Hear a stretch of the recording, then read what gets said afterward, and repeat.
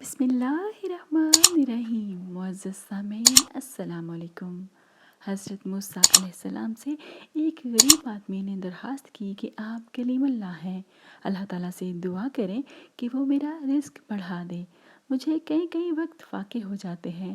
حضرت موسیٰ علیہ السلام نے بارگاہ خداوندی میں اس کی درخواست پیش کی تو بتایا گیا کہ اس آدمی کی قسمت میں قلیل روزی ہے، اس لیے ہمارے ہاں سے تھوڑا تھوڑا کر کے اسے روز دیا جاتا ہے تاکہ آخر تک ملتا رہے۔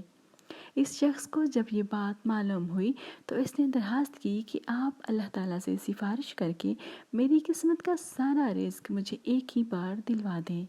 اللہ تعالیٰ نے حضرت موسیٰ علیہ السلام کی دعا قبول کی اور اس غریب شخص کو تمام زندگی کا رزق ایک ہی بار مل گیا۔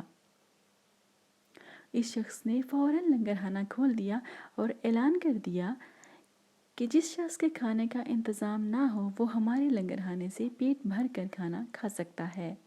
حضرت موسیٰ علیہ السلام کو اس کی اس حرکت پر تعجب ہوا۔ انہوں نے اسے سمجھانے کی کوشش کی لیکن جب وہ نہ مانا تو مایوس ہو کر چلے گئے۔ ایک ہفتے بعد ان کا ادھر سے گزر ہوا تو دیکھا کہ لنگرخانہ ہنوز ابھی تک جاری ہے۔